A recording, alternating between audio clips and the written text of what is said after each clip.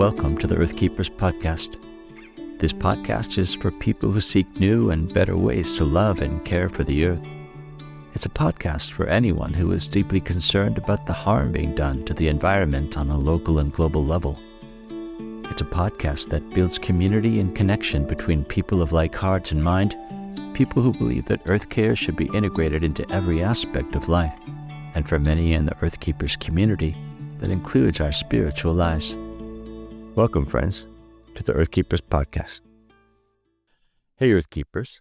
As always, we're on the lookout for stories of faith communities who are creating new, imaginative ways to integrate creation care into the values and practices of faith life. In episode 121, for example, we spoke with folks at the Rainier Avenue Church about their urban community garden and their creation care study group. In this episode, I'll be talking to Matt and Marianne Ryan about their church's efforts to engage in social justice by growing fresh produce for their community's food bank. Their faith community, called Vineyard Christian Fellowship, located just north of Chicago, has converted a large part of their property into what they call the Vineyard Farm. Now, you might be interested to know that Evanston Vineyard was actually my home church for 15 years. In fact, I finished writing my doctoral dissertation in the basement of the Ryans' home when Matt was just a little kid. Now, of course, Matt is a wise farmer and a family man, and he and his wife, Marianne, are pioneering some great new ideas in community-based earth care. Matt, Marianne, it's so good to have you on the podcast. And Matt, we've had you on before quite a while ago, so this is going to be catching up on some of the latest adventures that you're involved in. Marianne, I've just met you today, so I've heard a lot about you. Well, hey, I'm wondering if the two of you could really fill us in on what organizations we're talking about, including the sort of bigger networks that you belong to, but also how the church is involved at this point. Great. Glad to be back, Forrest. Well, we'll try not to confuse you with all these different entities. So for my day job, I am the director of farm operations for a place called Evanston Grows. And that's a nonprofit. One of its missions is to help address food insecurity in the Evanston area. And so we do that through growing and distributing lots of produce. And then we also have lots of education programs, community outreach. We do cooking classes, chef demos, health and wellness days. But then I'm also a long-term member at the Evanston Church. And so we merged, in a sense, both of those entities together for this Vineyard Farm project. The church had about a 5,000 square foot lot that was underutilized. And we brought both parties together and said, hey, can this be a farm? And the senior pastors and leadership were all for it. And so that's where we are now, where we have Evanston Grows as a non-for-profit doing all sorts of stuff throughout the community. And then Evanston Vineyard is one of Evanston Grows' many partnerships. Got it. So perhaps you could explain the particular roles that each of you are playing then. Maybe we'll start with Vineyard Green and that ministry and how that emerged out of the current church that you're at, which is Evanston Vineyard. Yeah, that's correct. I've been in the environmental movement industry now for, I want to say, 14 years. I mean, this is really the first time I've merged my faith and what I'm doing into one. And so since Evanston Grows, we're a collective. And so we're always looking for partners. I mean, this was a chance to bring both together. And then once the farm got established, that became the centerpiece for this thing we're calling Vineyard Green at the church. And Vineyard Green is a much bigger umbrella. It's really a ministry at the church. It's focused on creation care, environmental justice, and just raising the congregation's awareness about environmental issues. So I think this is its second year. I think it's the second year really in swing. This is year 2. And so it's been fun. My wife and I, we co-lead the ministry. Yep. Yeah, so the Vineyard Green is 2 years old and Vineyard Farm is 3 years old. So Vineyard Green really branched out from Vineyard Farm because we were like, oh, we could do something really bigger with this. We have a really good mission statement at the church, which is joining Jesus in the restoration of all things. And so that's wide enough and expansive enough of a mission statement that creation care and stewardship really fit into that nicely. And I think that was intentional by the pastoral staff. One of our core values as a church is restorative justice. And so we think that creation care is part of that restorative justice. So what does that mean in practice then? I mean, clearly the farm gives people an opportunity to get their hands in the dirt. I assume that there's also service elements to what goes on at the farm, right? I mean, you're serving the community in many ways. Tell me about that particular thing, that particular opportunity for people to be involved. What does it look like to volunteer for the farm? So we pretty much welcome anyone with experience or without. It has become a small group in our church. A lot of the people who come usually start out with curiosity, or what is this? Heard about the farm. A lot of them had no experience, and that is okay. It's a good start, right? So they come, we teach. Matt is the farmer between the two of us. So he's the one who does a lot of the education and the planning on how to build this farm. And a lot of small group members that we have when they sign up are also moms. So they would bring their children, and our kids and their kids. They would all be together in the dirt, planting, harvesting. And when they get bored, they play with a wagon and a water hose and all that stuff. And one of the things I think we're really proud of with the garden is that you have all this community and education, and people are getting their hands dirty, and we're cooking vegetables and having barbecues and hanging out. But we're also growing a lot of vegetables. A lot. And so the farm site is very beautiful and aesthetic, and there's flowers, and I think there's almost 50 different varieties of vegetables that we grow for about 25 weeks. So it's about half the year. And we're producing about a couple 100 pounds of vegetables for our food pantry. And that was part of the synergy that Evanston Grows saw from the very beginning, that if the church is able to allocate this land to the non-for-profit, Evanston Grows comes in and pretty much finances the project. And then because we have such an established food pantry, like 200 members each week, 200 families, all that stuff we grow goes right to the food pantry. So we harvest on a Monday, and then the vineyard has walk-in coolers. And so it goes right into the cooler, and then food pantry is Wednesday night. But last year we grew 4,500 pounds of vegetables on a small little lot. So other than vegetables, we also grow flowers. So in the summer, we cut the flowers, and all of the small group members, they would do a flower arrangement in different vases, and our lobby will be full of flowers pretty much. The cafe, the stage. You know, you hear from people, oh, what beautiful flowers. Oh, where is this? Where did this come from? Oh, we have a farm. Oh, let's take a look. So it's become a buzz for a little bit there, because you can really see what's going on at the farm. Yeah. No, I love that. I mean, obviously you're doing a lot of practical good, especially when it comes to providing maybe fresh vegetables or fresh produce for people who may not have as much access to that. But I love the fact that you're also planting flowers, which is not the most efficient use of the land, but it's a beautiful use of the land, right? Well, what else is Vineyard Green? What are your hopes, anyway, that go beyond the farm in terms of getting people involved, making people more aware? Yeah, so we really see it as a ministry of the church, top down, so to speak. So the senior leaders have agreed that this is something that they want in the church. And we're really hoping to begin to change the culture of the actual Evanston Vineyard to start to lean to more sustainable, sustainably-minded endeavors and theologies. So we've tried to create a little framework in which all of that fits into. So we have like 3 pillars or 3 values that we've created, and then everything we do fits into one of those. The first pillar is bringing the actual infrastructure of the church. And so that's the building, that's the church operations, like on a Sunday morning. The second one is to green the community. And so that means the actual members.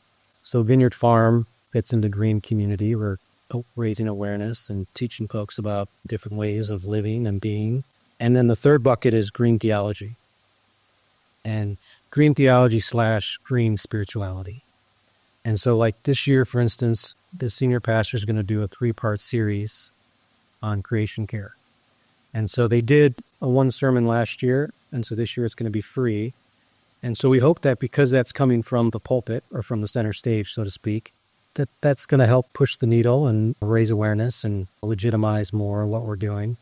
But inside of those 3 pillars, we have multiple initiatives that we're trying to do this year. So every year, Forrest, we plan different goals for the year. It's just a baby right now. It's just a baby. So we don't really want to go on full throttle and then crash and burn. So Matt and I have decided we will strategically plan this where it's sustainable for the future, even if other members can keep it going, even if we're not around. A couple of practical examples of what we have done so far are the compost program. You want to speak more about that? Yeah, it's pretty basic, and I think a lot of your listeners would know. There's services now in a lot of municipal areas where you can hire and all your goods can be composted as opposed to going to a landfill. And so the church bought into that right away. And so now on a Sunday morning, all of our coffee cups, all our utensils, napkins, food scraps can all go into those bins, and then they get composted as opposed to going to the landfill. And so I think last year we did over 1,000 pounds diverted materials. And there's always a bit of a learning curve, kind of education of the congregation. But by and large, it's been successful, and the church has re-upped this year to make that same purchase and investment on these bins and the services. And so what Marianne said, we're trying to move the needle just a little bit each year. And then if we do that for 5 or 10 years, we'll wake up and have a much more clean congregation. So this year, one of the things we're trying to do is we're trying to switch over all of our cutlery to reusable. So we're going to buy permanent silverware, permanent spoons, permanent knives, and as opposed to composting is great, but what's better is just to reuse. And so we'll purchase them once, and then for the major church events, we'll have a community of people that get together and wash all the dishes and reusing from event to event. And that's kind of an example of older progression in some of these endeavors. Yeah, it sounds in some ways like on the one hand, you have definite pragmatic dreams that are part of the Vineyard Green movement, we'll call it. But it also sounds like you're maybe taking a more emergent approach in the sense that you may not actually know what comes out of all of this. It sounds like there's a create-as-you-go kind of mode that you guys are comfortable in, which the leadership of the church is apparently blessing, right? That's right. That's right. They're very supportive with the plans that we have presented so far. And sometimes when you have a new baby, you learn as you go along. You learn what sticks, what doesn't. And if something doesn't stick to the people, then you switch it around. And yeah, for us, we learn as we go along and try to see which project can move on for the next year. I think one of the projects that we're also proud of, we started last year, is involving the children's ministry. So we have a kids' church, and Matt spoke with a children's pastor. And last year, the kids had a class in the farm, and they were cutting up vegetables and with their parents. So that was a good start there. And we're hoping that this year we will have more of those events for the children, because they're the future, right? We'll come and go. So we need to have the next generation who will come after us to know what this is about and learn the love for creation and know what environmental stewardship is. And it starts with cutting up vegetables in star shapes. That's fine. Yeah. But you're doing those things in a way that's educational, transformational. Correct. You're actually trying to change their worldview in some ways, it sounds like. Correct. Yeah. We are blessed that in our Vineyard Green leadership team, we have co-leaders who specialize on teaching children about environmental care. And they have different strategies. They have experience with it. So call it God's provision. I'll call it that. But we are blessed to have those people who are actually taking the lead on that. That's terrific. Well, let me back up just a little bit. I'd love to know more about your personal story. And I know, obviously, some of your story, Matt, but not all of it. So maybe you could each tell us how you got involved with this. Why does this project now make sense in the story of your life as it's unfolding? Well, I started doing a lot of this stuff, started in 2010. And it was mostly because I was very depressed about the status of the world. And I got made aware of the importance of growing food locally and the impact that it has on society. And then it seemed like it was within my wheelhouse. It seemed like a skill set that I could attain or already had some of. And really just inch by inch over these last many, many years, it's really developed into my major skill set, growing food at small spaces. And just recently with this whole Vineyard Green ministry we're starting, it's really begun to branch out, which has been really great for us, and become a little more in-depth, involved. Yeah. And correct me if I'm wrong, but because of that, because you're looking to branch out, because you guys are emergent in your approach to what this all will become, it sounds like you're making space for other people with other gift sets. I mean, you're actually making a place for people to express their care for creation, but in ways that are really true to themselves, that actually engage the actual gifts and abilities that they have. I think you're totally right, and we have to continue to work on that. I think we assembled about a 10-member leadership team this year. But that's really what we want to do as far as Vineyard Green is concerned, is create this umbrella and then let people emerge into it where they're passionate about. I know last year we tried a small group that we led where it was something along the lines of connecting with God through nature. And we tried it, but we were just too busy. But that's the thing, we'd love to have someone step in and just say, I love to do nature walks. I want to lead this. I can create the curriculum. But there's kind of unlimited possibilities for us to try, but we have to make space for others. Yeah, absolutely. Marianne, what about you? I know oftentimes what we bring to the table in terms of our strengths is our story. So I would love to know where you're coming from, Marianne. Well, I was born and raised in the Philippines, and I grew up in a small town where everybody knew everybody. Our house was made of bamboo, up on stilts, so it doesn't touch the ground. And looking back in my childhood, all the memories that I have, I realize is actually connected with nature.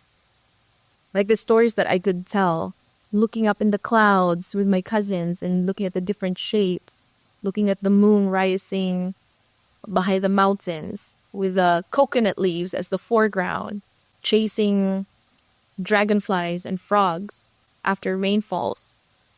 A lot of those emotions I realized was connected all to nature, and I didn't even realize how blessed I was to have that opportunity to grow up in such a beautiful place and be in God's playground, so to speak. So when I met Matt, and when he started this, even before he started this idea of Vineyard Farm, a Vineyard Green, I think God was really awakening in my heart these feelings and these emotions of my gratitude for the environment, the world that I grew up in. And I want to share that with the next generation, with my children and my children's children. Because even now, our home now doesn't look as back home in the Philippines. It's not the same as it used to be when I grew up. More buildings, and even food is not the same as it was before. We still have fresh food from the wet market, but now we have malls with processed food. So things are changing for sure. But, with what we can do, I want to be able to share the experience that I had with the next generation. And I want them to feel, because how I felt when I remember that now is that God's love for me overflowed through his creation. And I want the next generation to feel that and to see that as well. Yeah. No, I really love that. In fact, when you were describing the families coming together to work on the farm, the kids could play or take part in harvest or what have you, there was something really beautiful and idyllic about that image. But I can absolutely see how those kinds of experiences for kids would really change them. It wakens that part of them, I think, that maybe understands just the sacredness of the world around them. We really want them to feel their connection with the rest of the creation at a young age. Our daughter cries when like a dog dies, or she's very compassionate with all the other creatures. And that's a good start.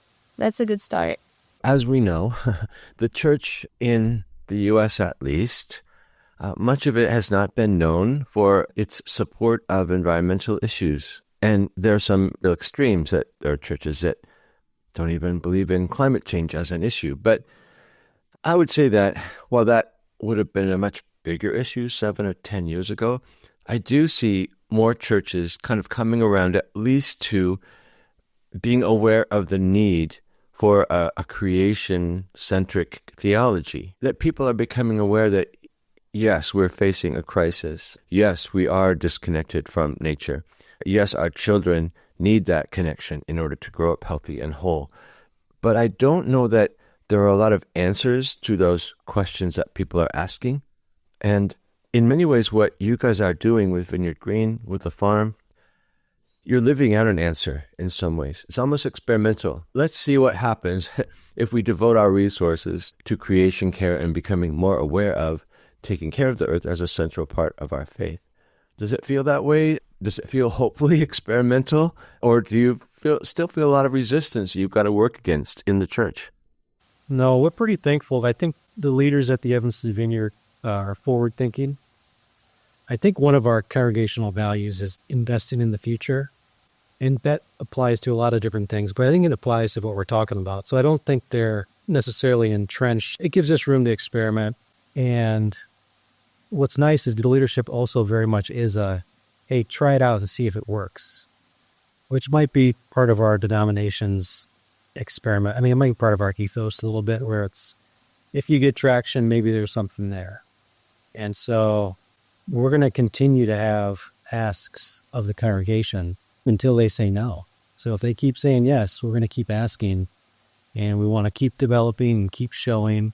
And to your point, Forrest, one of the things I love about this is there's such a tangible component to it. So we're hoping to do like a little native prairie restoration piece in the front of the building this year. They're small, but it can be phased out over a number of years. But it's one of those things where people just see it. They see it, experience it, and then signs can talk about what we're doing. They can talk about it from the stage, but it's nice when you can actually tangibly touch the things that we're doing. And the farm's the same way. So when people see the farm, they can instantly get it. And then you can explain the whys. We feel very fortunate that to date, the answer has been yes. I think as long as we stay within a reasonable constraints that make sense, I think the answer will continue to be yes, this is important. Yes, keep going. How our church launched the Vineyard Green was with a sermon about environmental stewardship. We started with Genesis. And what did God really tell us to do about the animals, about the plants, about the earth? So that's how our pastor started it, just as a reminder that as Christians, we are not just consumers. We are tasked to be really stewards of the creation. And that, I think, awakened a lot of the hearts of the congregation. We went on with that year, on the launching year. People would send emails and come up with questions. Hey, what do you recommend for instead of plastic container? Is this silicone bag okay? What do you think of this? And what do you think of that? So I think it has really stirred up a lot of these sleeping things that have been in our church's hearts that just needed to be waken up a little bit. And we're really grateful for our church's support with that. Yeah, absolutely. Well, one of the challenges of being a pioneer, I guess, is that suddenly people are looking to you. And I would imagine that there are people watching maybe the experiment that's going on with the Evanston Vineyard and with Vineyard Green, with the community farm. And I think people might be asking, well, what does that mean for me? In my context, how can I draw lessons or even inspiration from what I'm hearing about this particular church community and their efforts to be more green? What would you say to people who are listening as general advice, given your experiences in building this thing so far? I think the first thing I say along those lines is don't despise the day of small beginnings. I think part of our mindset is we're building this snowball, so to speak. And as long as we keep pushing and keep building it, it gains more traction. And if we can do it over 5 or 10 years, that's kind of the vision. We'll have a snowman. That might be not a right example with climate change or global warming, but the idea is slow and steady wins the race. And the days of small beginnings are not to be disregarded. And then the other thing is, what I love about this Vineyard Farm, Evanston Grows thing is it speaks to partnership. And so Evanston Vineyard didn't have the expertise to have a farm or to run it or to grow the vegetable or to do it. And I think about a lot of churches across the country, they own the land and they have typically some space available and a way to kind of partner and share space for mutual interests, which also speaks to people coming together as opposed to division. Right now, obviously, there's so much division across the country. So I just think that's healthy when a outside organization or church can come on common ground and agree on certain things and partner together. So I think there's lots of churches that could allocate land for urban farming or even native restoration habitat. And Evanston Grows has had serious conversations with 3 other churches to do similar projects. We do have one other garden with a local church, pretty much the same exact model. They have a food pantry, they have a vacant lot, you connect the dots. It's kind of a win-win for both entities. So I'd love to see more churches doing this kind of thing. Yeah. And does that mean when you talk about churches having land, do you recommend always that the sort of community food producing garden is the way forward? Or have you maybe looked at a particular context, say of a given faith community, and maybe thought about other possibilities for the use of that land, for ways that maybe just are maybe more appropriate to their particular context? I know I'm pushing the boundaries here, but I'm wondering, like, if inevitably you're going to face that situation where the farm is not the answer for this community, but what else is possible? Are there other possibilities you've been thinking about? Yeah, I think just native habitat and restoration of any landscape is beneficial. I mean, I think our mindset is bigger than just providing for, quote unquote, the humans. It's great to provide for all the other organisms on the planet. And the more we dive into all this stuff, the more we realize, hey, we're all connected. So the bugs go away and the birds go away, and then what's after that? And then eventually it gets to us. So I think there's a lot of value in the beauty of aesthetics and nature and natives. So if you don't have land for an urban farm, by all means, plant a landscape. And that's what we're hoping to do in the front of the Evanston Vineyard. And not only will it be good for the insects and the pollinators and the soil, but it's going to be good for the humans because people are going to enjoy the beauty. And so one of our hopes is that if we can get the front area landscaped in a way that's beautiful, people won't want to leave as quickly. Maybe they'll want to have lunch. Maybe they'll want to have coffee. Maybe they'll want to have a snack.